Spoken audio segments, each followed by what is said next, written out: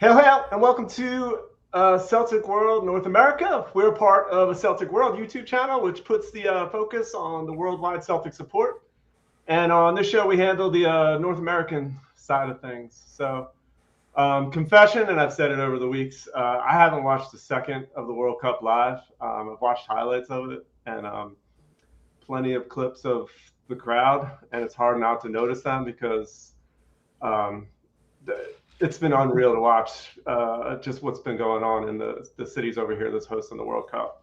You know, from like the Dutch, the orange bus thing they do, and the Viking row for Norway. The clips are amazing to watch. But best fan story though so far, and I think it's been pretty much universally accepted, seemingly, was the Scotland fans in Boston and Miami. So we figured we'd hit up some of the members of our group who were there on the ground to fill us in on some of the stories. So first things first, let me say hi to Chris. Chris, how we doing? Doing all right. I like the shirt. Fitting. Viva la Mexico. Brilliant. So yeah, you'll have to break that out again next week. When do they play? Is that Sunday? Yeah. When is it? Sunday. I think I think it's Sunday. That's the only team that I've watched with any. I caught bits and pieces of the Scotland matches and whatever. I mean, I haven't kept up with a lot. I haven't watched more than a half of the U.S. just because it's on at odd times, like right now. But no, Mexico was the team that I like going into the World Cup. That was the one squad that I kind of wanted to watch. So I've just been curiously interested in them, and so must Mexico. Yeah, I feel like that's gonna be one of those games that I'm gonna like be fighting myself to want to turn off, and I'm like, I feel like it's a jinx if I watch it. It'd be like watching the Huns when they're losing and they're gonna get a goal, like shit like that. So I like seeing El Azteca all lit up and like people going crazy. Like like I know, like some people got hurt and stuff, so that's not good. But I just seeing that place is just like this fortress that I'm. It's pretty cool to watch, in my opinion. Yeah, I think I've seen I was watching the highlights of their goals last night, and I mean the noise that crowd makes on those two goals was insane. So yeah, so hopefully they can take down England this week. Are they not like undefeated at home for like? They are. How many years is it? It's something like ridiculous. They've lost. I saw they've lost 2 games in the last like 150 or something like that. It's crazy stats. I mean, there's been some draws in there, but yeah. But 2 losses, I think I saw. Whether that stat was true, who knows? Like I saw it on social media, but then like I said, we are our correspondents on the ground. We have Ben back from Cayman Islands. Welcome back, Ben. It's good to have you back on. And David from the Plowboys. Yeah, Ben, you're going to have to cover the Miami part because David spent 9 days in Boston and didn't get drunk enough to buy tickets for the last second to David had a liver transplant set up for that week of Miami, so David couldn't go. So, to be fair, I only spent 4 nights in Boston for the first game, and I needed a liver transplant when I got back. Shit! I hope we don't have each other's. Yeah.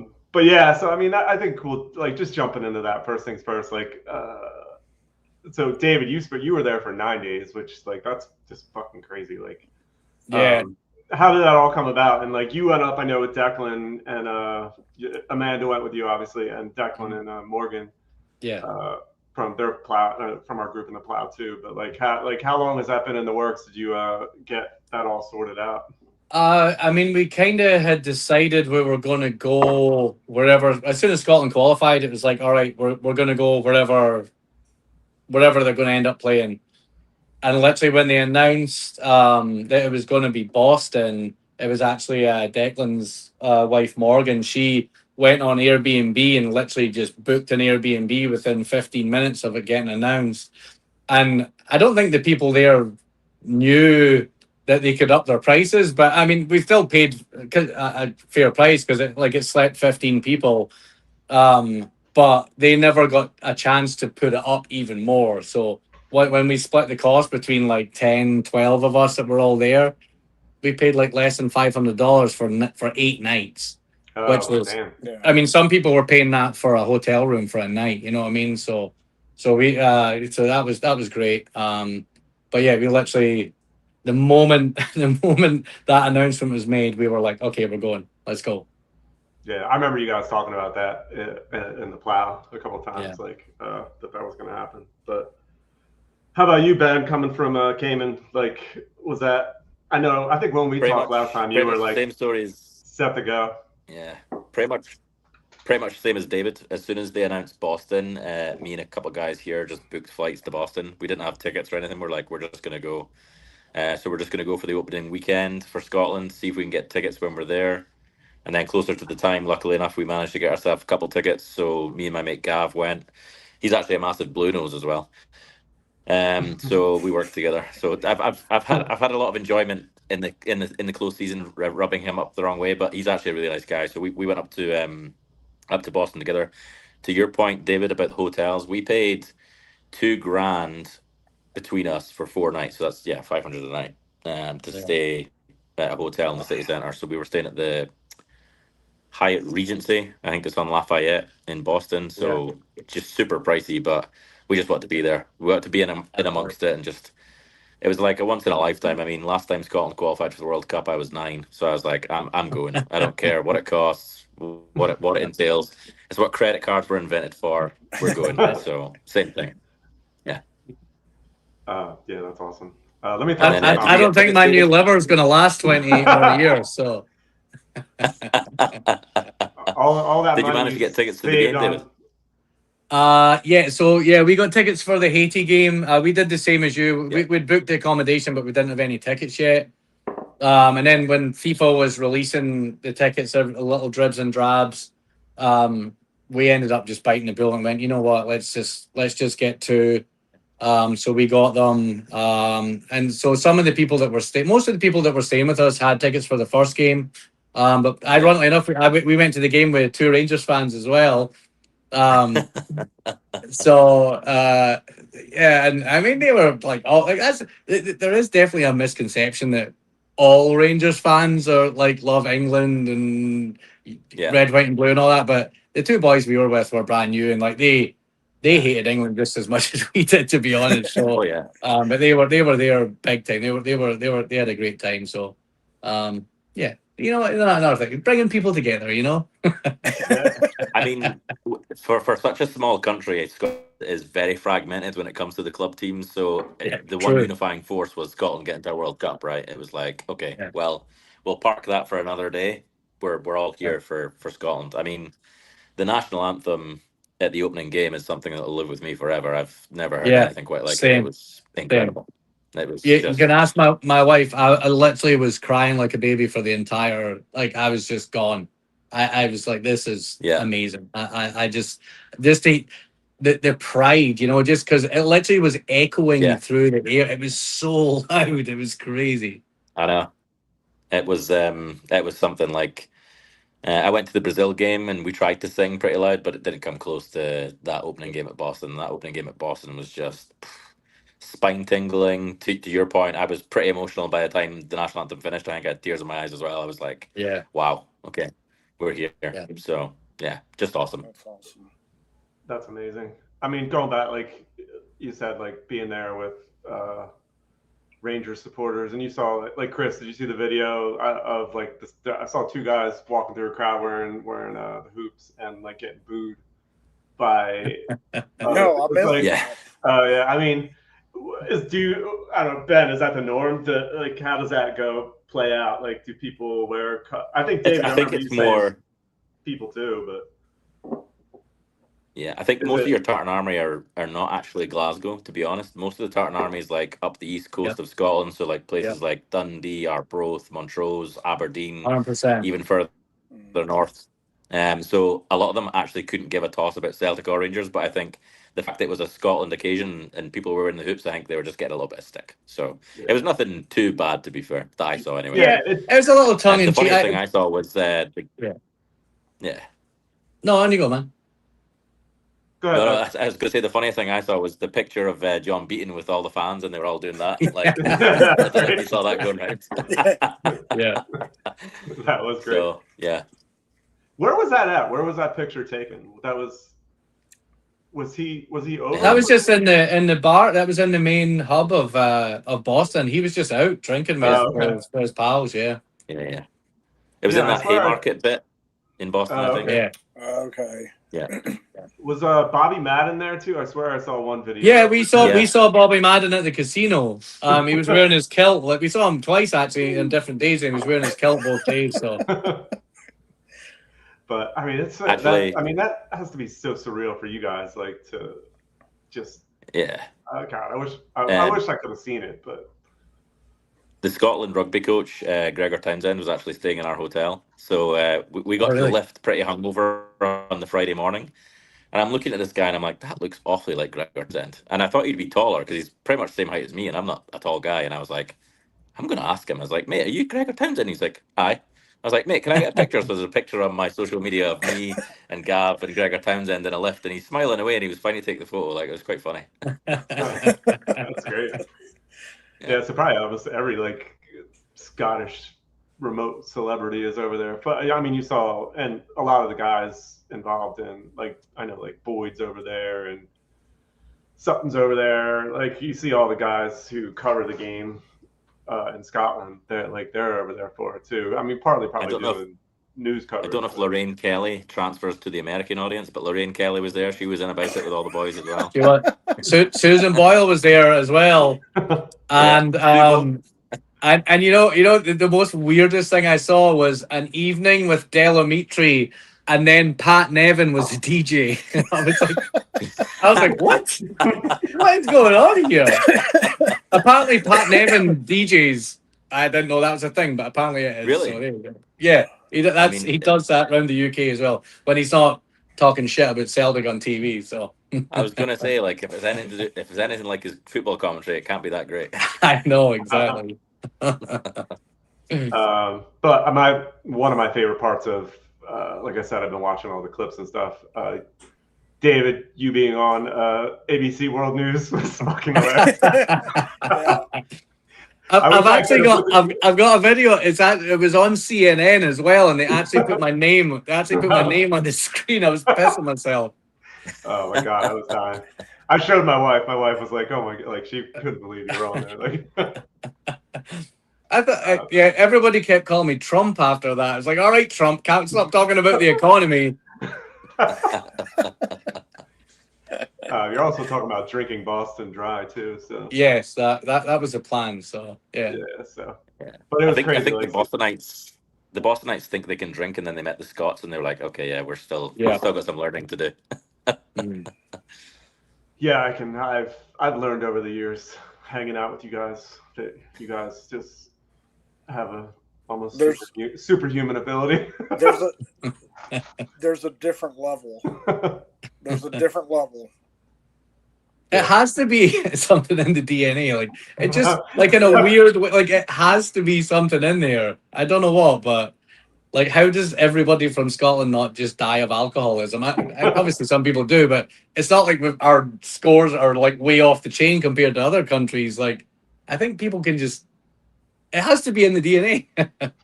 I think because we start drinking at 12, we like build up a stronger tolerance from a younger age. Yeah.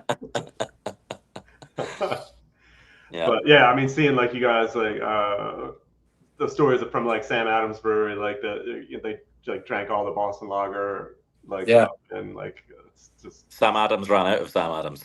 Yeah. Hilarious. Every bar you went to, like as the day went on, like even going in at like 2:00 in the afternoon, all the local all the craft stuff was all gone. Yeah. Like, because obviously they only had a few, however many kegs, and that's gone. But then it got to the point, I saw a funny interview with a guy, and he was like, aye, and we drank them out all the lager, and then the only thing they had left was this shitey Coors Light pish. I'm not drinking that shit. And the guy he was adamant he's not drinking Coors Light, and he refused to refer that as a lager as well. So I took a proper shining to what's the Miller one that's called the champagne of beers. I hadn't really drunk much Miller High Life. Miller High Life. Yeah, that seemed to be like still in stock most places, and I actually by the end of the trip I was like, I quite like this, I don't. That's my go-to. I don't mind it at all. Like, that's one of my go-to, like the light industrial lager beers. Yeah, I tend to drink the big hazy IPAs usually. The gas station that I go to, they've got 40 ounces of Miller High Life. And so like nice. If I do some proper planning when I got to get gas for a lawnmower or whatever, and like I'll get a couple of 40s and put them in the fridge, and when I get done mowing, cold 40 at Miller High Life was pretty solid. How did you get to the stadium, David? Actually, the Rangers fan who came up and stayed. So he actually wasn't supposed to be coming. I'd never actually even spent any time with this guy and his friend ever. And then he actually wrote me about a week before and says, "Hey, I know you guys have got a big house. Have you got room for a couple of beds?" I was like, "Yeah, of course we do. You can come and hang out." And he was having to get down the road the next day. So he never drank. So he drove to the stadium, and he found an app where you can park in people's driveways. Has anyone ever heard about this? I was like, wait, what? So there's an app up in Boston, and like obviously because the stadium, the Patriots Stadium's like way out in the middle of nowhere. There's not really that much like round it. There's stuff in it, but there's nothing really around it. And people literally advertise. They sell a spot in their driveway in all these residential areas. And we paid like $120 to park in these people's little parking space outside their house. And like we got out of the car and put a tent up and started kicking the ball about, and we're drinking Buckfast and Mad Dog and stuff like that.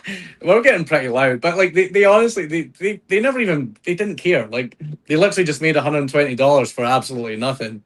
So yeah, back to what you were saying. I got a lift there. We sat and drank before we went in. Then we went to the Patriot Place, and we got a table and a place in there, and spent a fortune. But and then we got inside we actually got in like with 45 minutes before the game. I really wanted to soak up the atmosphere, So we had a bit of a disaster. We got an Uber, but we definitely left far too late, and we got stuck in traffic. And I've got a better of a story. So we were stuck in traffic, and obviously I've been drinking all day, and this traffic's not moving right. And I'm like at the Gav, I need to go for a piss. And like I'm just gonna have to get out the car and go piss at the side of the road, and then just come back because this traffic's going nowhere. It hasn't moved in 10 minutes, right? Yeah.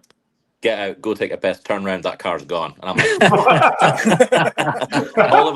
all of a sudden, traffic had started moving, and I'm like, shit, my phone, my wallet, everything is in the car. I was like, oh no. Yeah. So I'm like running down the side of the highway. There's people like outside, like leaning out of buses, like screaming at me, "Run, fat boy, run!" and all that stuff. I'm like, I'm trying. I'm like running down the side of the highway, absolutely steaming. And then luckily, Gav had told the guy, "You're gonna have to pull over because like he can't run that far." So the best thing I saw was like Gav leaning out the back of the Uber, going, "Come on, come on!" I was like, "Thank fuck for that." But we only got in with like 15 minutes before kickoff. Like, oh really? Yeah. We were like so relieved to get in, grab a beer, got to the seats, and then we're like, all right, okay, awesome. Yeah. So, yeah. Running down the highway with your kilt and Scotland jersey? I decided not to wear a kilt. I wore shorts because I was like, I saw the heat and I was like, listen, I know how warm it is in Cayman with that heat. I'm like, in a kilt, I'm gonna melt. So I was like, I'm just going shorts. The humidity was crazy that day as well. Like it was mega humid, big time. It really was. It was something else. And then we managed to sneak on a bus on the way home. And honestly, you can ask Gav, he was with me. Our bus crashed into a car on the highway once we left the stadium. So then the bus driver got pulled over by the Staties, and we were there at the side of the road for like an hour and a half. And we didn't get back into Boston proper till like 3:30 in the morning. Luckily, there was beer on the bus. Otherwise, it would have been a total disaster. Yeah. But it was like the journey there and back was just mental. So thankfully, we won. I Got there know. for the national anthem. So, but yeah, some experience. Like That's How mad. how were the seats there?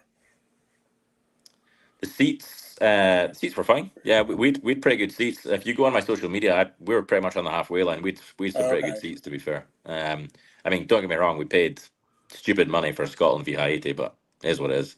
Yeah. So Yeah, we Yeah, were the Dan- same. We were in the second row of the I think it was the top. In fact, to be honest, I don't even know what tier it was. I don't really remember, to be honest. But we were on the halfway line as well. But we had a bunch of media right beside us. Like there was commentators and stuff. You could kind of hear them talking. they were just in front of us, pretty much.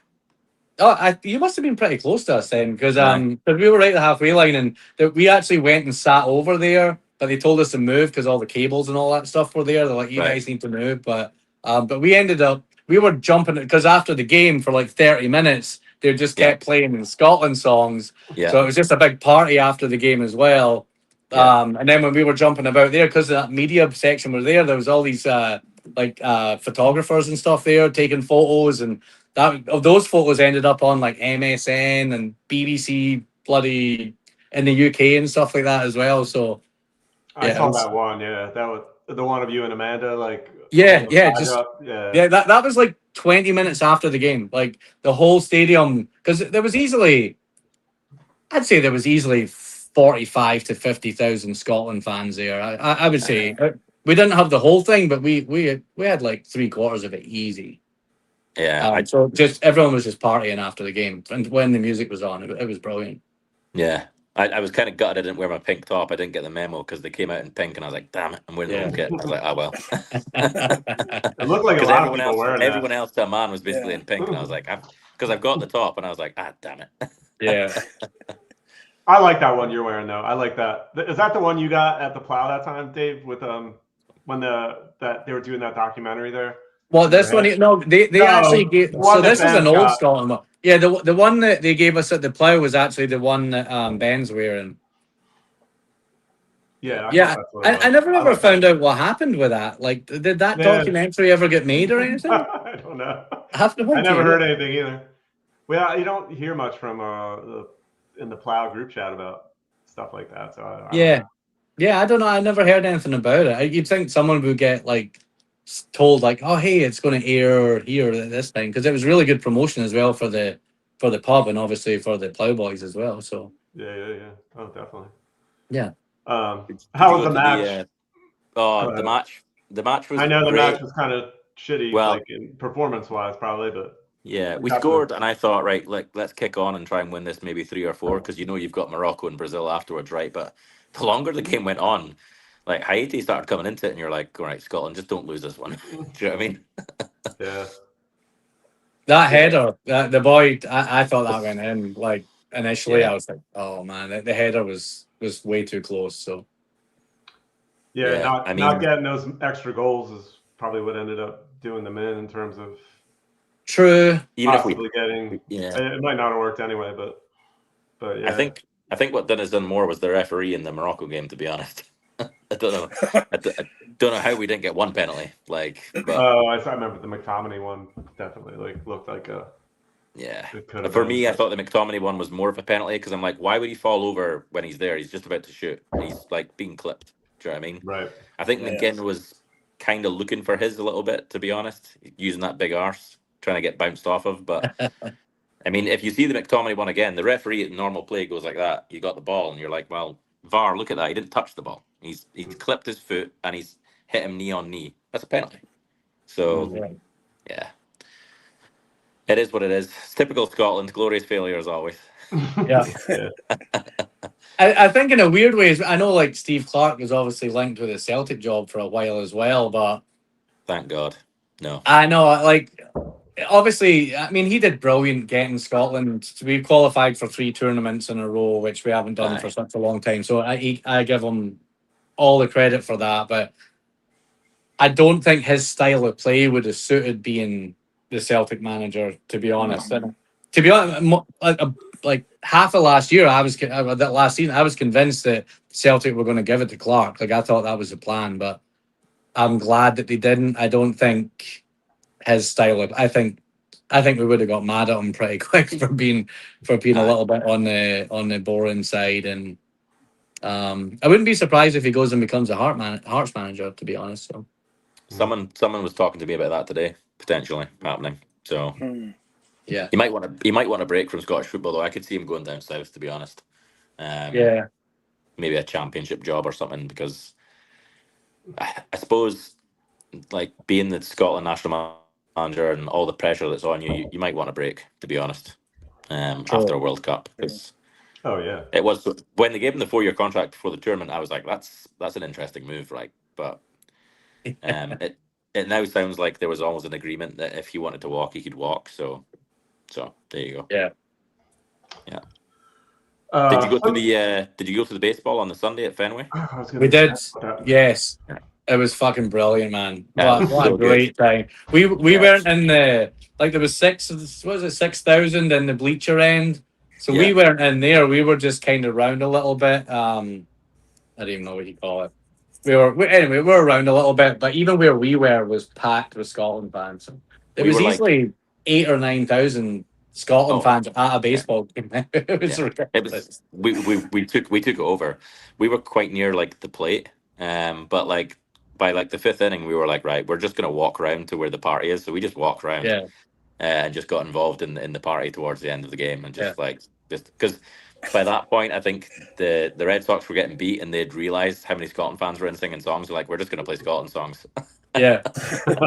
Yeah, because apparently, like, in between the innings, like, they normally like do like little things with the mascot and all of this stuff, and they did not. All they did was put music on the Scotland songs, and the whole Yeah. place was just literally bouncing.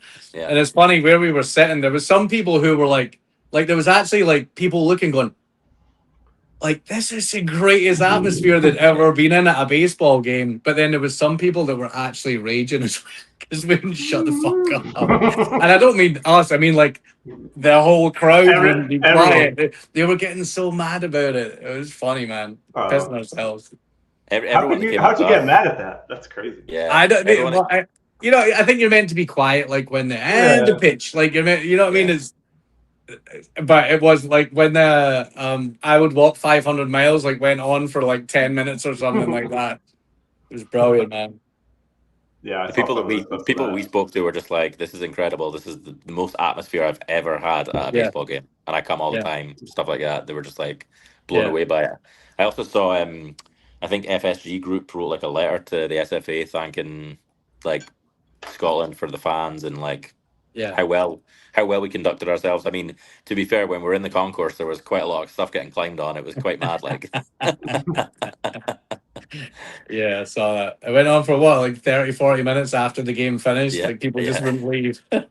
I couldn't tell you what the score was in that baseball game either, by the way. I know the Yeah. Rangers won. I think that's all. Yeah. That's all I know. Yeah. Before it started, like, we did the fan march thing, and we went to, there was a Fenway beer shop or something like that it was called, and it was like right outside the stadium. Walked into there. Here, mate, where's your freezers, your fridges? And he went over there, and he went, there's nothing in it. He had no beer left whatsoever. gone.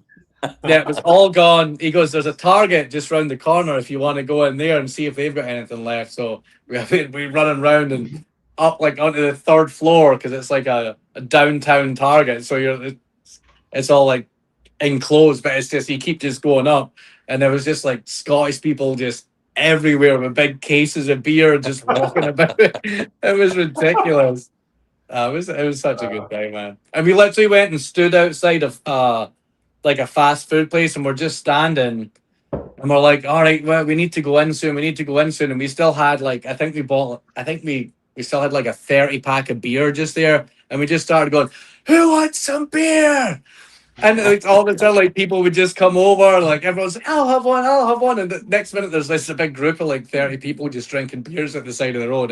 It was class. It was all like local people, and I think there was obviously bucket loads of Scottish people there. But like, even just hanging out with like Brazilians and Moroccans, and it was just such a nice vibe. It really was. It was cool. That was class. I've been to a couple of baseball games before, but nothing like that. Yeah.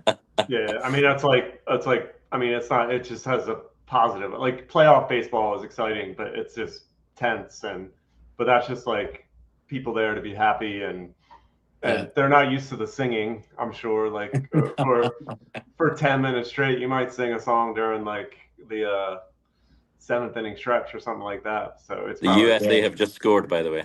Did they? I have it up on Yeah. my phone, but Yeah. who scored? Trusty scored last week, like during our show, like in the last minute, which was hilarious. But let me throw up. I have a couple pictures. I think this one I got these off of your guys' social media. I was stalking your social. Yeah, media. I think that's mine. I think Yeah, that's that's from you. where I was sat. Yeah. So, yeah, I mean, we got there just in time for like the flags coming out and everything, and I was like, this is just spine tingling stuff. And then once the anthem started, I was to your point, like so emotional. It was just brilliant. Oh, I don't know if that goal's counted. It hasn't come up on my screen yet on my track in the game, but and this one I was talking about earlier. This is David getting on his news, which is hilarious. And there's Declan there in the middle too. In fact, Sean, you probably should have spoke to my agent before I came on tonight. Actually, we need to figure out like a fee and stuff like that. So, do you need compensation now for coming on? I don't know if we have that in our budget. We don't really have a budget. So. And then the other thing, I guess, is the traffic cones that are everywhere, and which is hilarious too. And you guys obviously made hats out of them too. But I mean, what's it like seeing the cones on the statues, like everywhere? I seen some people doing stuff that like they should probably like be in the Olympics for like climbing, for like getting up some stuff. Yeah, I saw some. some. You're like, I saw that too. Like you're smashed. Like that's really high. You fall, you're killing yourself. All for a cone. But it was some laugh, and like as opposed to getting mad about it, I think the Bostonians just embraced it and thought this is hilarious as well, which is great. I don't know if you guys know the backstory of the cones being in the US. I know a little bit of it. Yeah, so there's a statue in Glasgow, the Duke of Wellington, that for the longest time someone would put a cone on it, Glasgow City Council would come and remove it, and within like hours there'd be another cone back on it. And I think it's got to the point where the council's kind of just given up now, so it's just always got a cone on top of it. Tennent's actually brought out special edition Scottish Tennent's glasses a few years ago, and on one of the glasses was the Duke of Wellington with a cone on his head as well, so it's kind of like just a national thing now. So then just transferred. There were so many cones around as well because of like the police trying to like set up cordons and all that sort of stuff. I think Scotland fans were just like, oh, lots of cones, statues. This seems like a great idea. I mean, it looked like it was everywhere in New England, though. It wasn't just Boston, like because you guys were like David, you said you were thinking about going to other places in between the two games. I think some people did do that. Like my kid's school in Worcester, Massachusetts, which is like an hour west of Boston. Yeah, we weren't too far away from there. Yeah, like their mascot is like a goat, and like the big goat in the middle of the campus had a traffic cone. So we actually got that carried away. That see these here, these are actually legitimate Boston traffic cones that we stole. Yes. And this was one that my wife saw this and she was like, green and white one. So we're literally going to make this. We're going to get as many stickers as we can and turn that into a Celtic/Boston traffic cone for memorabilia's sakes. Nice. But if any police officers from Boston is watching this, these are not stolen from Boston, so please don't come and find me. So. Yeah. Hide your home address. Yeah. We literally brought them back in the car with us because we had them back in the house where we were staying, and we were like, what the fuck are we going to do with these? So we're like, all right, we can't leave them here, so we put them in the car and we brought them back. So we're going to keep them. That's class. I guess the last thing in terms of the tour, like Ben, you were then you went to Miami. I don't know how many days you were there, but you got to watch the game with your dad, which that's fucking phenomenal. Like, yeah, it was pretty special. So I was again meant to be going up with Gav, and then something at work came up, and he was like, "I can't travel. Do you want my spare ticket?" And I was like, 100%. So my old man was in Boston for the second game, couldn't get tickets. He just wanted to be there. And two of his mates, like they're all 70 this year. So he was there with two mates. They're all 70 this year. And they're like, we're just going to go just to be there, just to experience the atmosphere. They went to New York for a few days after the second Scotland game, and then they flew down to Miami the same day I flew up. And then I was, I met him and I was like, so what's your plans for the game tomorrow? And he's like, well, I think we're going to go to the fan park and watch it there. And I was like, well, you and I are actually going. And he was like, Wow. That's awesome. So he was delighted. I said, listen, don't worry about the price of the ticket. That's your early 70th birthday present from me. We're going to go watch Scotland Brazil at the World Cup. So he was delighted. That's It was a cool. pretty special moment. The pictures on my social media, you'll see us at the stadium, but we got there so early, man. He was just so eager to go. Like, we were there like 2 hours before kickoff. Yeah, I actually have it. I'll throw it up for you. Yeah, the stadium's empty. That's awesome. But, He also was like, I'll get the drinks and stuff when we get to the stadium. I was like, yeah, no worries. So he went away to get a couple of beers and a hot dog and stuff. And then he came back with nothing in his hands, looking all sheepish. And I was like, what's up? And he's like, they won't take my cash. And I was like, you didn't bring a card? He was like, no. I was like, well, I guess that's on me as well then. But no, brilliant. Getting to watch it with my old man. I just wish we could have held it at least a few more minutes. I mean, 6 minutes for McKenna to do what he did. You're just like, oh, for fuck's sake. You could see it coming. Like, as soon as he took that touch inside, I was like, where are you going? Like, you're not that silky. yeah.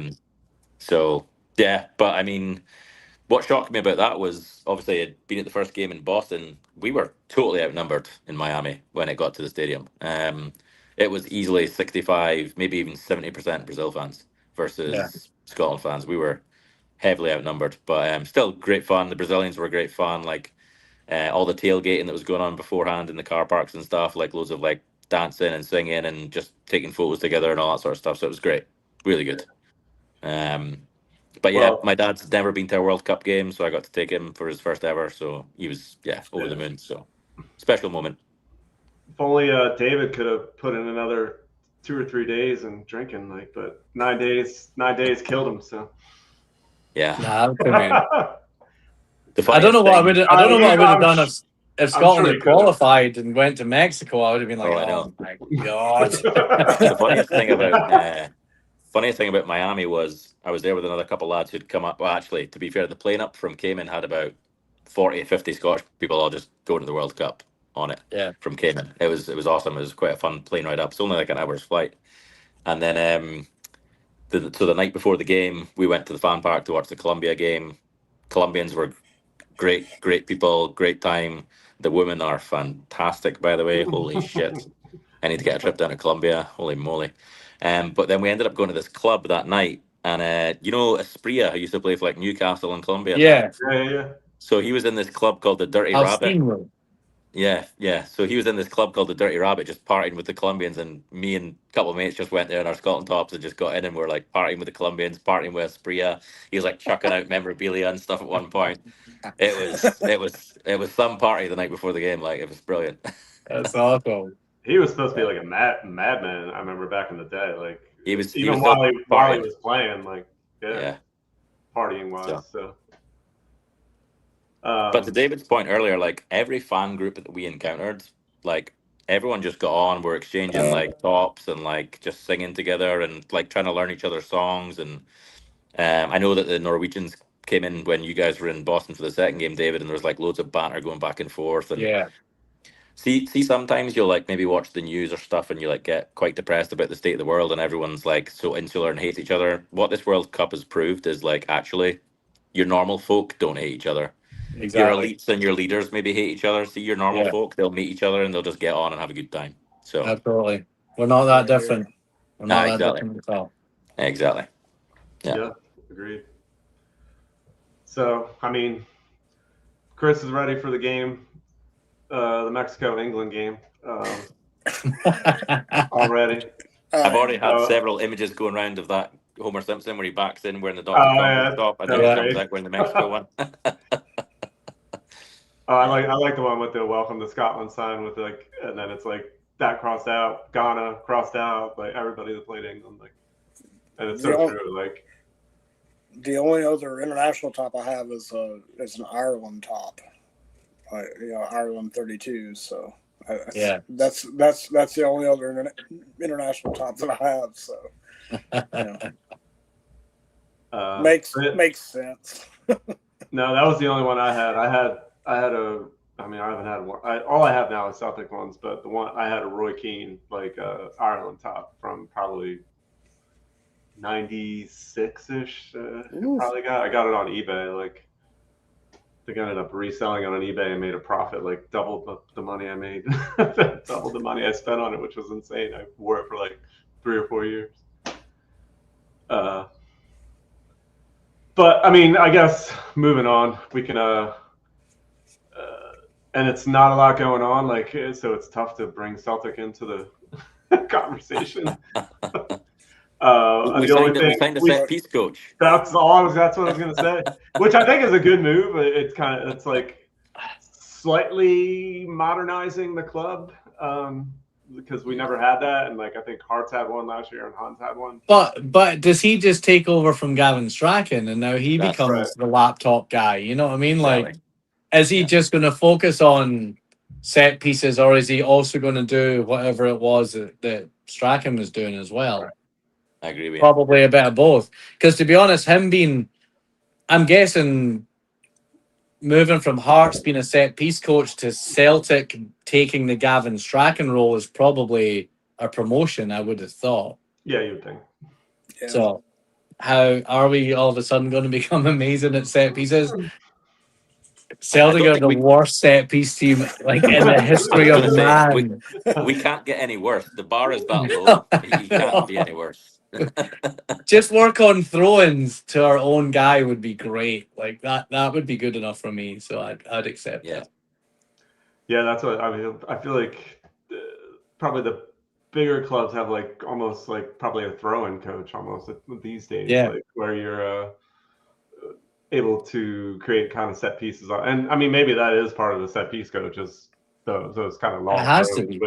which It's we so have prominent never in really world used. football now. Like, look at Arsenal. Like, Arsenal literally won that league, obviously in England, but like they scored something. It was like 20 from 20 set pieces or something like that. Yeah. That's 20 goals. Like that's a lot. You know, like Yeah.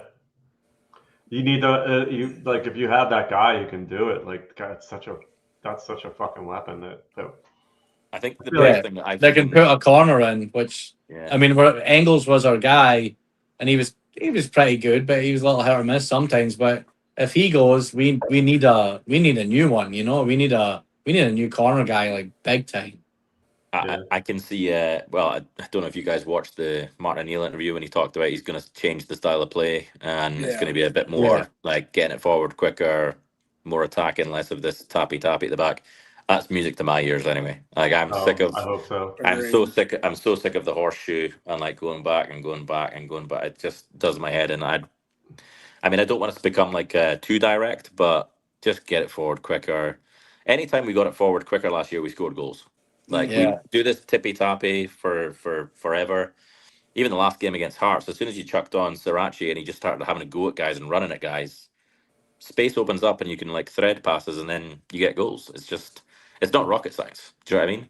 Even at this World Cup, teams that have like tried to pass it too much are getting caught out by teams that then just when they get the ball, they just break at pace and like get forward quickly and score goals. And I'm like, I think that's the way to go. So that's the only thing I can say positive, to be honest, that I've heard so far from Celtic this summer. So there hasn't been a lot of news, even really at all, when you think about it. Like you see, all I see is potential outgoings. Yeah, it's like yeah. But can a manager change the way that they want to coach like that quickly? Can Martin O'Neill at 74 or whatever just go, you know what, I'm gonna play a completely different style that I've never really played at any time when I was a coach? Or does he rely on Maloney to put that across? You know, or is that they're going to bring in a different style of player? But I feel as though, I don't know, like, I think a lot of it stemmed from McGregor, to be honest, because McGregor was playing that pivot role there. And when he was under Rodgers, he was like, get the ball, turn, spin. Or Ange ball. Get anyone in the middle. Take the ball in, turn, and you play it forward. You play it forward, you play it forward. One touch and pass, touch, pass. But I feel as though that season there, I mean, was probably, I mean, I'm sure Callum would admit it was probably his worst season that he'd had. Was he ever 100% fit? I don't know. I don't Maybe think he he was was. carrying. I think he was carrying an injury the whole year. So do I. I hope Yeah. that little rest there. I think there's a reason that he left Scotland so early, because that was a bit of a surprise, because he always seemed like a very fit guy. The fact he decided to retire. But yeah, I wonder if presuming McGregor stays, because there's obviously all this talk about him and Brendan Rodgers reuniting.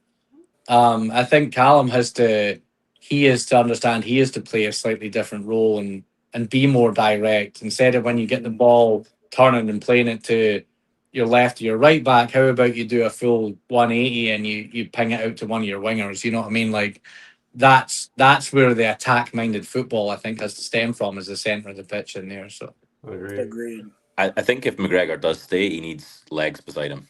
I think Yeah. when he played in that role on his own, and Negren's not going to help you out, because No. honestly, for the life of me, still don't know half the time what Negren's doing. To be honest, he's like the best shite player ever. To be honest, like honestly. We're gonna start talking shit. the Negrin thing. Here we go.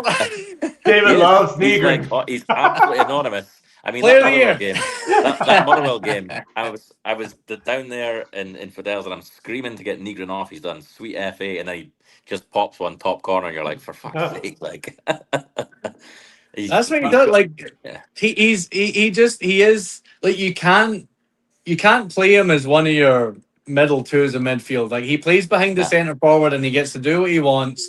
And you have to be in a team where you can afford that luxury player, because he's not a tackler, he's not anything. But if it wasn't for Negrin in the first half of the season, we were done, because he literally did. There was a few games where he literally just went, I'm just going to score and win us the game, and that's all I'm going to do. Yeah. So, but I think you hit the nail on the head. He's a luxury player, and I thought last year, but he is. But he was a luxury player who was scoring goals in a really shit team. True. So when you put him in a good team, I think if he's gone from there in a shit team, I think when he's in a team with good players, I think you're going to see a completely different player again, like a next level. And I think that's why there is going to be a lot of English teams that are going to sniff about him. And if they offer 20 million, they're probably going to take it for him. And I think someone will pay that, to be honest. Yeah. I saw Spurs are apparently willing to bid 25, and I'm like, I mean, somebody bids 25. We bought him for what, 2? You're like, not even that. I think. Yeah. Oh, they'll definitely sell. That's like the same thing with like Angle. All those guys, those $20-25 million bids come, they're gone. But then it's more guys that you have to replace, which I know we get on about Celtic like a fucking nightmare. They don't have a head scout and all this stuff, blah blah blah. But some of the turnarounds on cash they've had with players is insane. So somebody has got an eye for a player. I mean, Maeda, God only knows how much we're going to get for him. Unfortunately, if it wasn't his last, if he had 2 years left in his deal, you probably would have got 40 million for him. Yeah. Oh yeah, absolutely. I do think we'll get at least 10 plus for Maeda, probably 20 something for Negrin, 20 something for Engels, and that's giving you 50 million. And you're hoping, and we'll spend 10 million of that. Yeah. Well, I'm hoping that Martin we have to spend way more than that. That's why I feel like we've been saying on the like Chris. I said 50 million. I said you need to spend 50 million. You're not going to spend 50 million. You'll be lucky if Celtic spend 20. Assuming they're going to dump Engels, Maeda, and maybe Negrin. I know if we have the money in the bank, I feel like it's almost a necessity, like to fill the holes that you're gonna have in the side. Like if what I'm most worried about is Ali Johnson, to be honest. If we lose Ali Johnson, he's another one that could easily go. Yeah. I mean, I think if you get 50 million for 3 players, Maeda, Engels, and Negrin, if you're not spending that money, because everything else is still going to be moving around, right? Celtic won't. Well, okay. They just won't. Yeah, you're right. They won't spend 50, but I mean, in my mind, I feel like they have to. Those players. But I've watched this movie for long enough. They'll spend 20 if we're very lucky. That's kind of what I'm thinking. Is you're looking at getting 20 to 25 for players. Can't you learn the lesson like Engels? Like you spent you spent 11 million pounds on him, and you're gonna get a good return on and he was decent. I mean, he wasn't spectacular for Celtic. He was really good at the end of the season, I feel like, this year. But then if you are going to make double the money that you spent on him, that I feel like it's a great model to all right, maybe we need to look at out how 10 million. The only players you spent that on, you've got I forgot where I was going to go with that.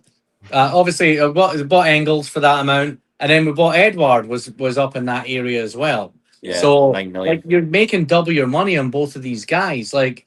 As long as you're buying them at a good age, buy them 21, 22, you get them in for 2 seasons or one. Has Engels been 1 or 2? Engels is 2 now. Engels is 2. Yeah. So get them in 2 years, get them to sign a new deal, and then flog them. And I'm pretty sure that's probably Celtic's transfer model. That is what they probably work on.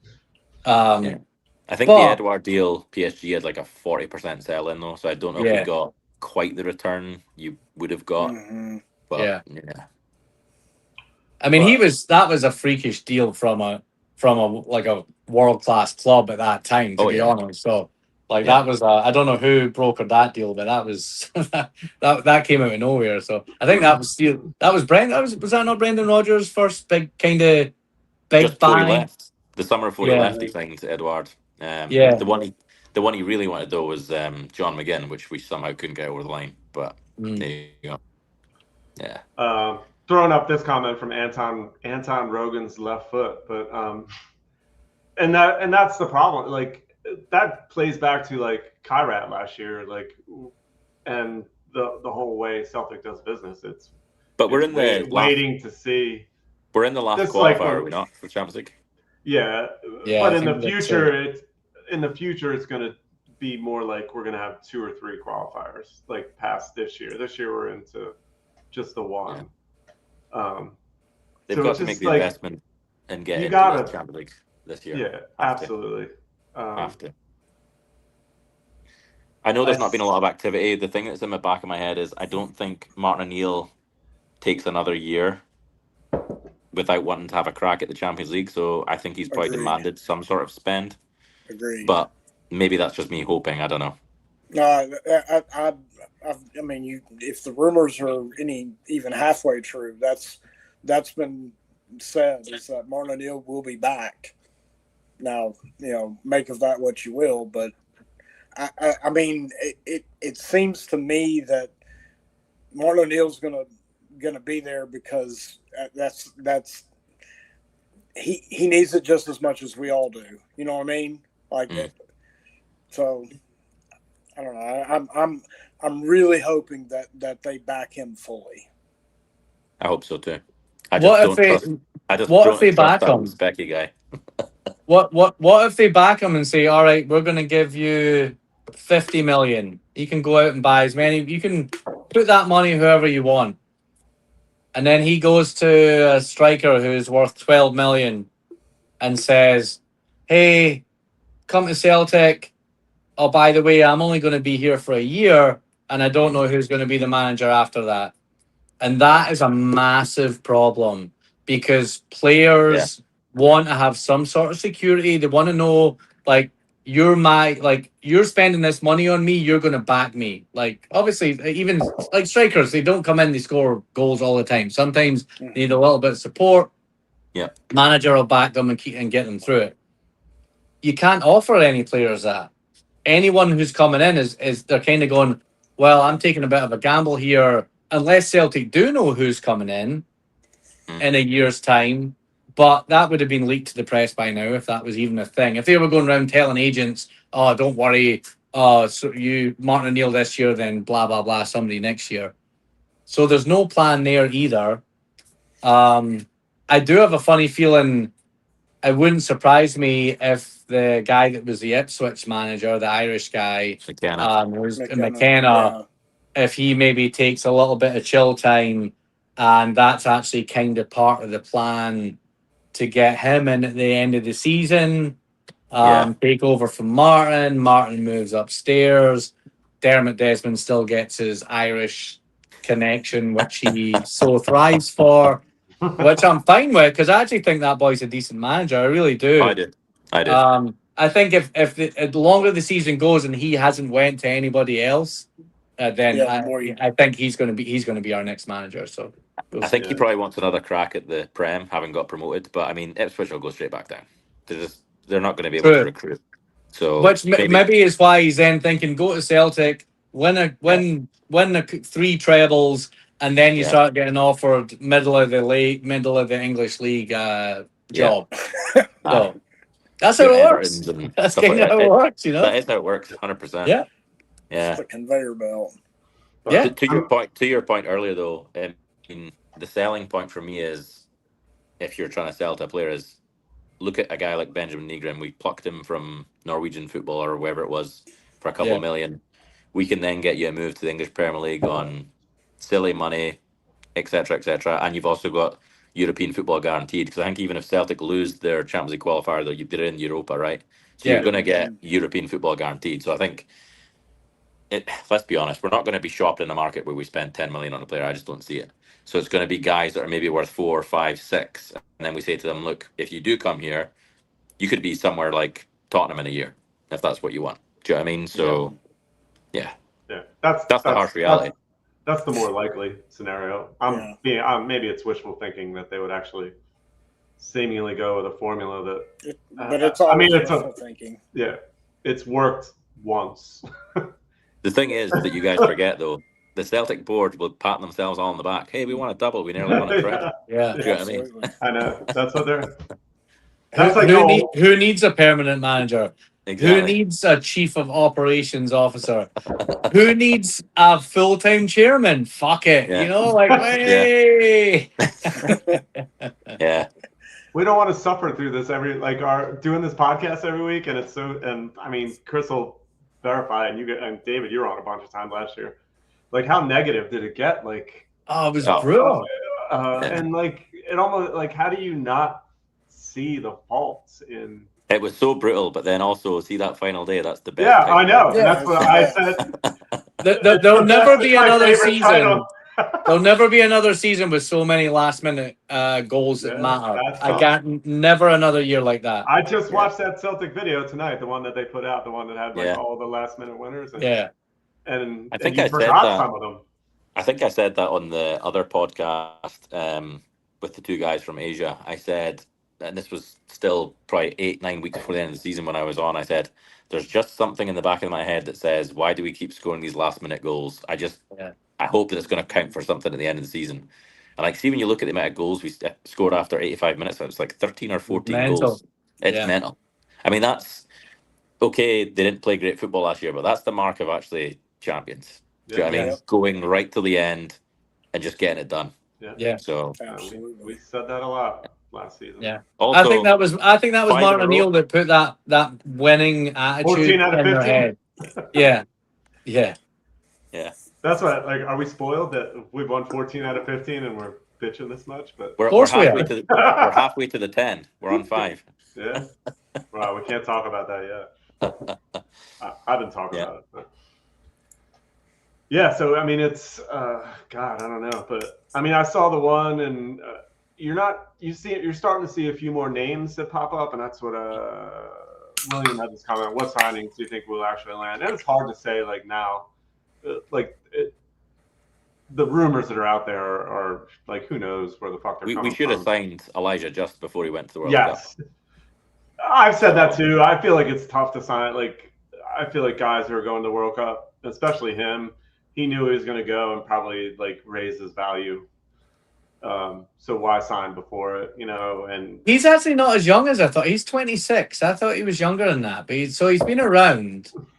So I don't think he's like if he was 21 or 22, I'd be like, oh, that's a great age. But I feel as though I do think he's good, but he kind of fell away a little bit near the end of the season. I know when they kind of knew their manager was leaving and stuff, I think that changed things. How much would you spend? How much would you pay for him? Would you spend $6 million on him? Because I certainly wouldn't. I'd spend like three max, I think. I think 3 I'd spend 3 or 4. I'd go 5. I really think you'd go 5. Yeah, I think he's a player.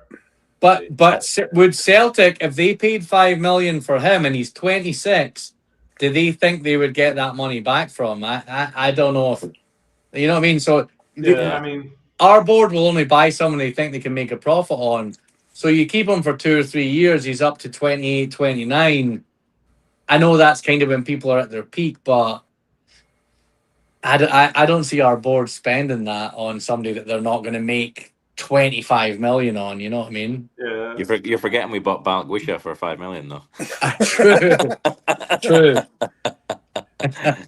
I would spend the $5 million. Not getting our money back for that. No, I don't think they will. Chris, how about you? What would you spend? I mean, I'm probably 3, maybe 4. I mean, a stretch, but no, I wouldn't go 6 for him. Well, how much did they get for Lennon Miller last year when they sold him? They got like 3.8 or something like that. Was it? Oh, I thought it was like Yeah. I would buy him. I would spend $6 million on him. I like Jump Easily. more than Lennon Miller, but I don't know. I think he would slot right in. I think he'd be a perfect fit. I think he's a perfect McGregor replacement. I think you could bring him in. You could play the two of them, in like bigger games, especially Europe and stuff, where we never ever play defensive midfielders and our midfield gets ran ragged against better teams. Aye. But I think because he's so young, and what is he like? Is he even 20 yet? I think he's like just went 20. We should have brought him. We should have bought him the first time. I think if we get a chance to buy him now, I think he's one for the future. I would definitely. I keep seeing that Bowie getting linked with us as well. The boy went from Hibs to Italy. That was my next question. But he's another guy. I think you'd have to spend probably more like 8 to 10 million. I think on him to buy him. I don't know, because I think the team he went to got relegated, so it depends. Yeah, they need to cut costs. Yeah, so, I don't know if he's proven. I don't see Celtic taking a gamble on a centre forward this year. I think this year they actually will. If they will spend money on a centre forward this year. They have to. I know we've said this before, but like they've been getting battered so bad by the fans and the press for not buying a centre forward. They have to do it this year. I don't know if they take a risk on a guy like Bowie, who he's a good player, but he doesn't have that record behind him. You know what I mean? Yeah. I think they have to buy someone with a proven goal scoring record this year, because we need a centre forward. Like that's like if we had a proper centre forward, we would have ran away with that league again, playing shit. But we just never had the centre forward, and somehow we still managed to win it. I mean, if Maida played like he did the last 7 weeks, the whole season, we would probably run away with him, to be honest. Yeah. The names that are coming up. But is Maida's still probably better as a left winger than he is a centre forward. You know what I mean? So yeah, like again, it's in terms of like guys in Scotland, like the two probably names other you're seeing them tied with are, and you saw him in the winter, was Maswanisi from Motherwell. And who I think he's good, but I'm not crazy about that. And then Chaiwa from Hibs seems like they are interested in him in the midfield. But like Chris, how about you? Would you be interested in either of those guys, or just not good enough? No. I mean, what's that old saying that like if you get all of Hibs players and Aberdeen's players, that you're just going to end up like Hibs or Aberdeen? I mean, like, well, we got Bruni from Hibs, so I don't think I was not Bruni. But I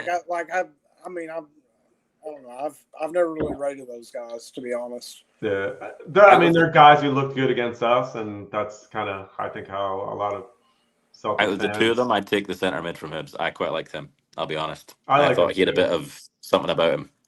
Maswanisi, I think, had the season of his dreams. I don't think he'll ever score that many goals again. Agreed. To be perfectly honest. That was would you pay a couple of mil for him to be a sub though? Because I would. It depends how much he's going to cost. To be honest.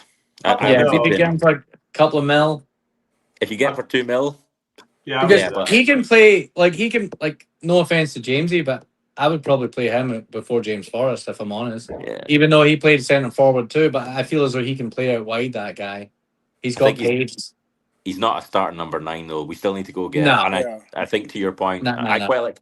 I would love us to spend the money and go get the guy from Bodo Glimt, the big forward up for a front. Oh for them. yeah, he's a beast. Yeah. That guy. Yeah, I mean, Like, how, he's but a Martin O'Neill type player as well. how is no other team like snapped him up yet? Like, I don't know. go get that guy. You know, like 100%. I mean, That's- if they were going to spend 10 million on someone, spend it on that guy. Go and get him. absolutely, 100%. Yeah. So I think he's quite young as well. I think he's still early 20s, and you're like, just Yeah, I get don't the- think he's failed. Mm. Yeah. I guess the other guy is Elliot Watt from Motherwell. You're seeing him name pop up a little bit. I think he's a massive Hun though. Oh, is he? Yeah. Yeah. So I don't know. Does that rule him out? Well, I if you could- take I could the see last going letter, to the other if side. you take the last letter from his first name and then his last name, then you've got twat. So that kind of makes sense. If he's a massive Hun. So. I mean, again, I think he looked good in that Motherwell side, but is he a step up on Right. what we already have in the building? I know. Is he actually any better than a Luke McCowan, to be perfectly honest? Yeah. I'm not sure he is, to be honest. No. They all looked good in that Motherwell team because of the way they played football. Agreed. So, Which is Yeah. why we probably should have got their manager. I think we would have liked him as manager. I think we would have too.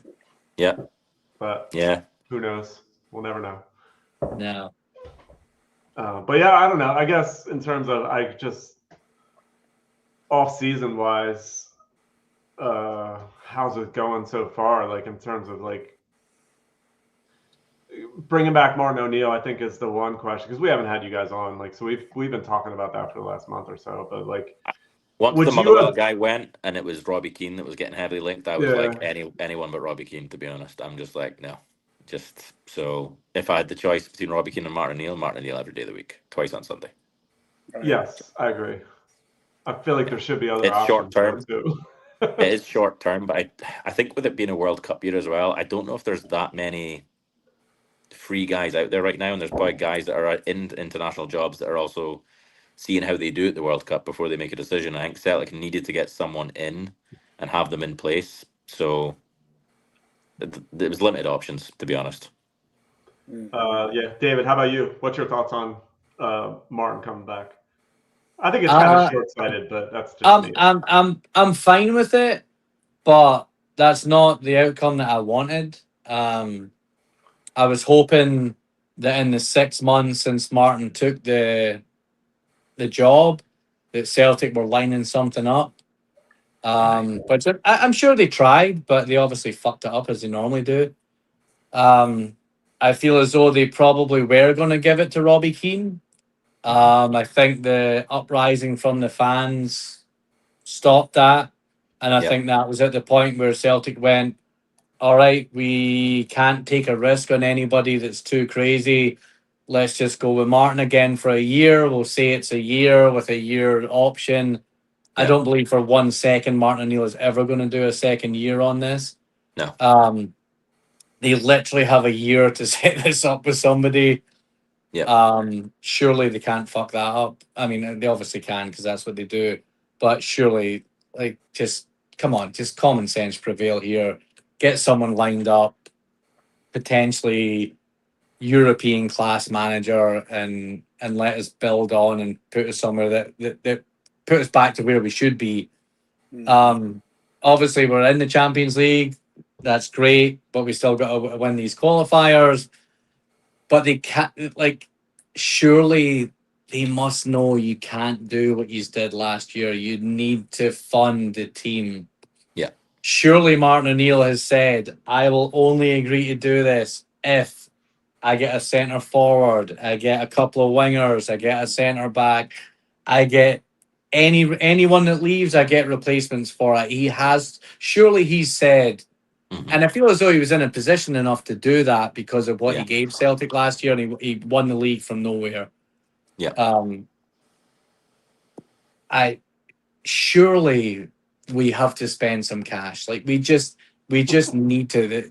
I know we've been seeing this every transfer window. Every transfer window. I know, like every transfer window, we say the same thing. But they have to get it this time. I think financially they're going to get it this year too. they're going to see the merchandise is going to be way down when that number actually comes out. And I think that will be the type of thing that actually makes them go, you know what?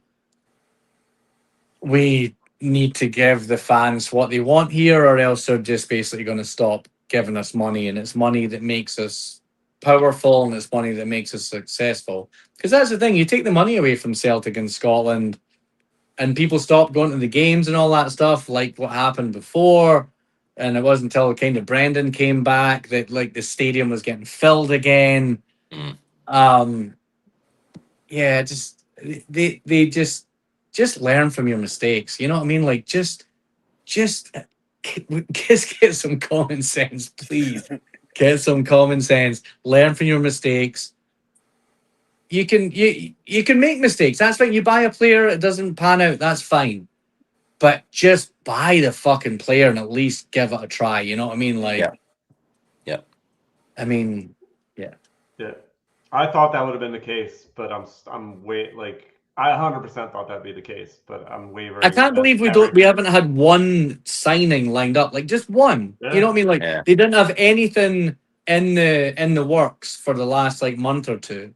Like there was nobody they could have just their contracts ran out, bring them in and just get them in early and get them in for some basic training. And what's your view on Oxlade-Chamberlain and Iheanacho? Honestly, I wouldn't give either of them a contract. I gotta be honest, not for me. I would do Iheanacho on the way if wages were low, which you probably could get him on. But I don't think Oxlade-Chamberlain. I wouldn't do. I think Iheanacho serves a purpose, but I don't think. But I don't know. Better if he could wait till 1st of September when Iheanacho still doesn't have a club. I was just about to say, wait till 11 p.m. on the Monday nights. That always seems to be a Monday in the UK, and Iheanacho will be driving into Celtic Park at 10:45. All right, I'll take it. Whatever. Because right now, it's like Osmond and Kenny. I think Osmond, ironically enough, might. I mean, I think Osmond was always going to be a great player for us. I think so. Like any young player that excels in the English Premier League's like second division, English, what is it called, Premier League 1 or something like that. Like he was Fulham's second team's best player the year before, and we got him for nothing. He was always going to be a great player, because like that's where like your Cole Palmers and all that stuff they come from. They come from that league. Yeah, exactly. They do a year in there, and if they don't get the bump up, then and their contract's running out, then they move somewhere else. But these young guys, like I think we can do really well in that market, because these young guys have to know that you come up to Celtic and you do well, as it was mentioned earlier, Tottenham Hotspur are coming after you for 10 to 15 million the next season. Yep. And I think we can. That's a good thing for us. We can snap up some of these good young players as well. So. Well, Jeremy Frimpong's another example. We plucked him from Man City's similar setup for, what was it, exactly, or something, and you're selling him 18 months later for 13-14 million with a massive sell on. It's like, I know. Yep. Yeah.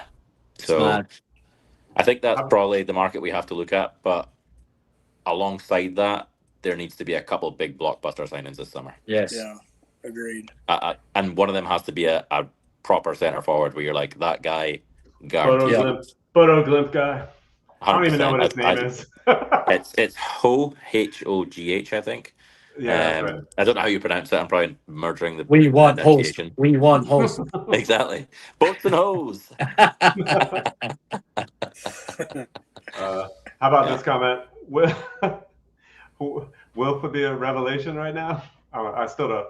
I was all on board for him at one point, but yeah, I've lost that. I'm sorry. I know it sometimes comes up on that chat that you've got me in on WhatsApp as well.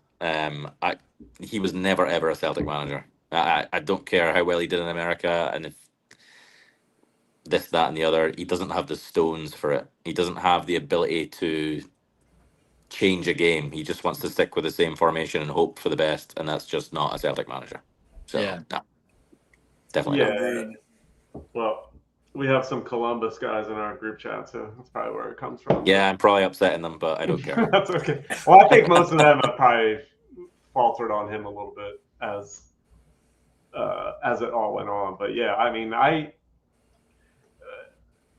was kind of I also think interested the club are to blame though as well. I mean, 100%. they threw him in at the absolute deep end where Martin O'Neill got us level with Hearts on points, and then you had a week where it was like Roma at home, Hearts at home, and then a League Cup final, and just give the guy another week on the sidelines, and then like drop him into, I don't know, Olivia at home or whatever it is the next game is. Like, to chuck him into those 3 games, it was always going to be a really tough ask for him to step up, but to chuck him into those 3 games, I also just, did he get any media training? Did he get any, like, this is how things are done here. This is what you should say, shouldn't say in the media, etc., etc. I mean, we all saw the post on Twitter that he did, and everyone was like scrambling to be like, is that actually his Twitter account and all this sort of stuff? And you're like, you can't post stupid shit like that when you're the Celtic manager. Like, you just can't. Like, I mean, I actually, on a personal level, felt really sorry for him, to be honest. So did I.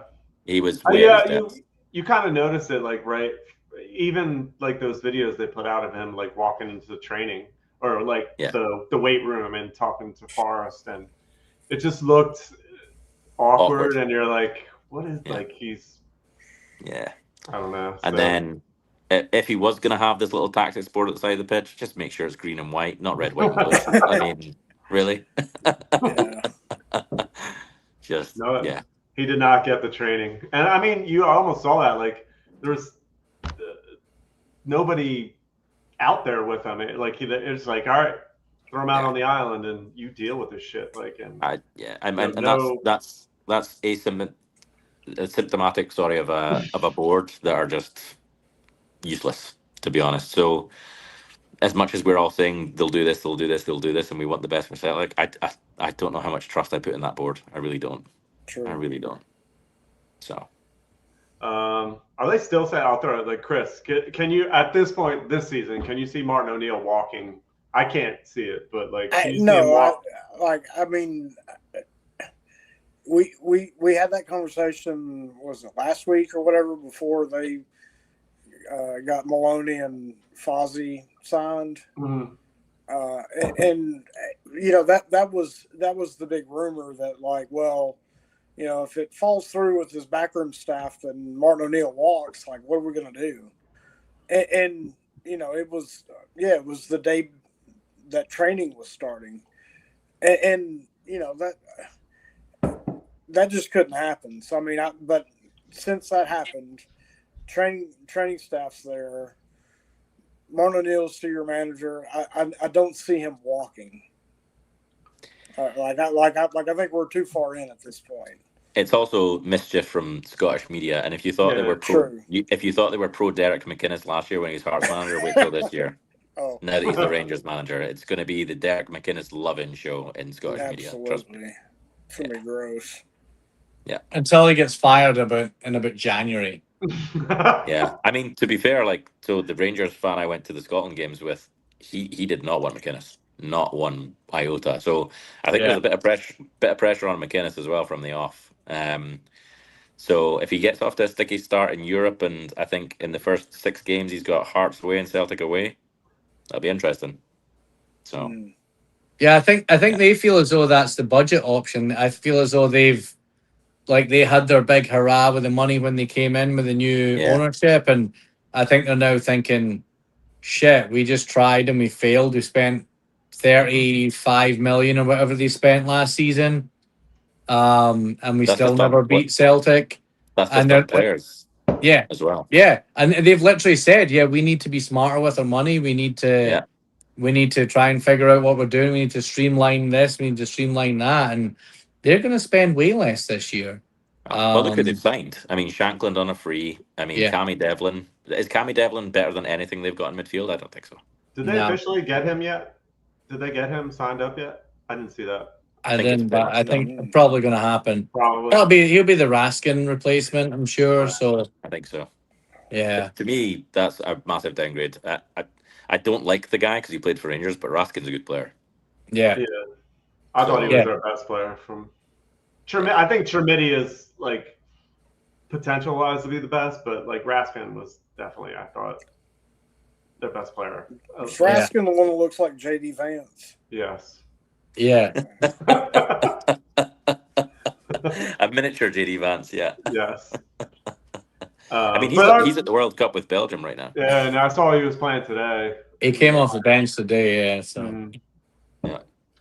I saw a rumor today about them signing Ferguson from Bologna, and I saw that and saying that like they're gonna obviously they can't afford his wages, but they're hoping that if they offer him the club captaincy, because that's the thing, the captaincy's open. Come in, staunch follow. Discount. Yeah. Staunch discount. Yeah.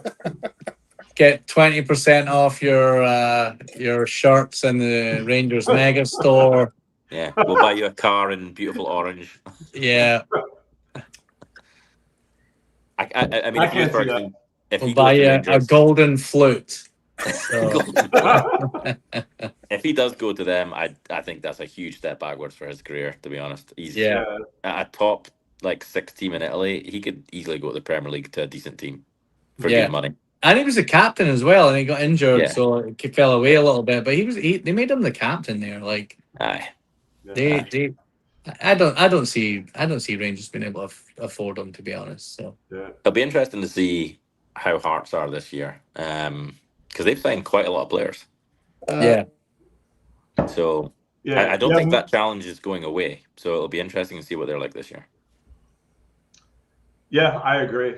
I mean, they've signed a bunch of guys, and like that, the guy they signed last year, the Brazilian guy who really didn't play. I think he got hurt. Like he was their record signing or something, wasn't he? Before, I think when they signed him, so like who knows what he is like. They're still buying players through Brighton's player model, like that. They're buying so obviously Brighton are buying players for like 10 to 30 million. They've got a smaller bracket than I think they've got a couple of clubs under that Tony Bloom thing, and so Hearts are getting the best of the players who. It's all to do with data. It's all data driven transfers. It's players who have got like high XG, like who have got high. If you're looking for a winger, you want players with the most amount of dribbles here, dribbles that. So they're buying players based on data, and it's interesting to see how it actually falls. And I wouldn't be surprised if they get like a pretty big name manager in, like, well, again, driven by the Tony Bloom thing. I googled it there. They've got a manager. I didn't realize they'd actually signed someone. Who, Hearts? Yeah. They did. Yeah, I didn't. Let me bring up his name. I don't have his name, but yeah, I knew. I didn't even know either. They got someone. Yeah. I've never heard of him, but again, he's probably been signed by the Jamestown Analytics or whatever it is they do. So you never heard of Claudio Braga before they got him last year. True. Right. Where's he from? Does it say what country he's from? I'm just looking it up now quickly. Let's see if I can get it. Wouter Rankin. So he's Belgian. That's such a hard. Yeah, he was. I heard he was Belgian. I did hear that, but yeah. Yeah. So he's better. I mean, but they've signed 10 players. I just seen that there. 10 players they've signed already. Yeah. It's all part of this. Yeah, it's all data driven. It's all. Yeah. Well, you got to hope that Celtic's just in the market for World Cup players, and that's why. Yeah, that's what we're doing. Ours is data driven too, but it's like stuck. It's like 1980s, like old school data. It's been run on teletext. Yeah, exactly. Yeah. It's just agents coming to them like, "I got this player for you. What do you think?" Yeah. No, here, I've got a VCR of a player here. Watch this guy. Would you take Braga? I would. Where does he play in our team? Does he play behind the forward, or do you play him out wide? Like, where does he fit in? Because they played a different formation to what we played. If we stick with the 4-3-3, which I think we will, because we always have. So I could see him as like a Negrin replacement if you're going to have someone floating behind the striker. Behind the striker. potentially. Same.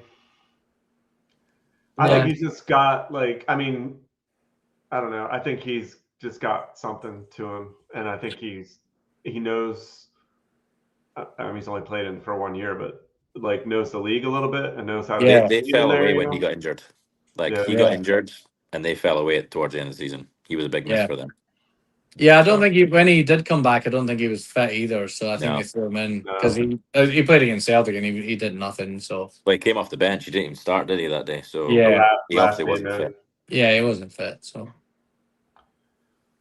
yeah, is there any of the loan signings you guys would keep from last year? I like Sriracha. I think he's a great backup for Tierney. Sriracha, 100%. Yeah. If you can get him for a couple of mil, I think you definitely take that. I think so.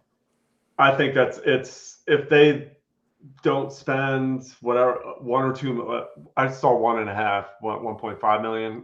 Don't spend 2 million on him. That's criminal. It's so easy. I feel like he can succeed here. Tierney kind of needs that backup guy. He's not typically gonna give you 90 minutes. And Sriracha can come in a pinch too if Tierney's going to miss a game or two here and there and be just as effective. I don't know. I mean, he won. For me, he won that Hearts game. The last game, he was. Yeah. So I would take him back in a second. If AJ goes at right back, I would love us to go get that mad Mexican. I think he's fucking great.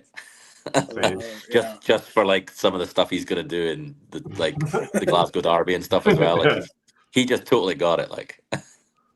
I would take him in a heartbeat, but I don't think the Celtic board would buy him because the thing about him was always injury, and what happened to him the last 5 or 6 weeks, he actually got injured. So I don't know because you'd probably have to pay about 7 or 8 million for him. I think. I would think, yeah. So I don't see our board spending that amount of money on a guy who got injured because people were worried he was going to get injured. But I love his mentality. I wish we had 11 guys who were like him. I would take him day of the week. I lost count the amount of times I've watched that goal against Kilmarnock, and then he jumps in the crowd. I was going to say that too. Fucking brilliant. And when the referee goes to book laugh in his face. Yeah, he's like, somewhere. I feel like that's an easy one to justify because if you're going to sell Alistair Johnson, that's another guy you're going to get the 25 million for, and then you say, all right, we're going to replace him with a $7-8 million right back. That's easy justification to do that, but there we go, spending 50 million again. They don't think that. I'm telling you, they won't, but they have to. Chris, the only way that Celtic board spends 50 million is if one of them wins the Euro Millions and decides to pump some money in the club.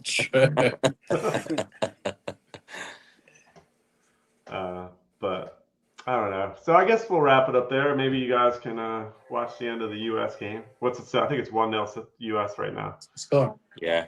1-0 30 minutes to go. Yeah. I've been paying attention a little bit here and there, but thanks for coming on. It was I've been dying to hear the stories. Like I said, I've seen all the pics and videos, but it's good to hear the stories on the ground. And can't wait to tell my wife about Ben chasing his Uber down on the highway to catch up. Honestly, you couldn't make it up.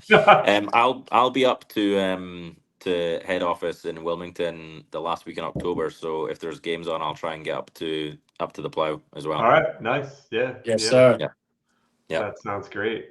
But yeah, so if you can give a like and subscribe to the channel so you can find us. This is a tough time of year for us competing against the World Cup.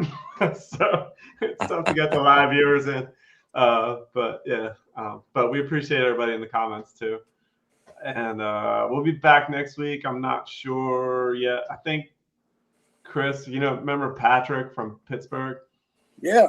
I think we're gonna get Patrick on next week, and then I'm trying to get Wes from Detroit on with us too. I think that'd be good. So, but yeah, so thanks Ben and David for coming on, and we'll definitely get you guys on during the once the season starts up, because that's when it'll, I think, heat up on here, and hopefully we spent 50 million. They should. I don't know if they will, but hopefully. Yeah. Oh, I saw Balogun got sent off for US. That's kind of interesting. So I'll be tempted. I'll be tempted to turn the game on, but I haven't watched the second yet. So maybe I will, maybe I won't. But yeah. So yeah, back next week, Wednesday night, 8 p.m. East Coast US time, and we hope to see you there. Thanks, guys. Cheers. Yeah. Have a good night, guys. Cheers. See ya. Bye.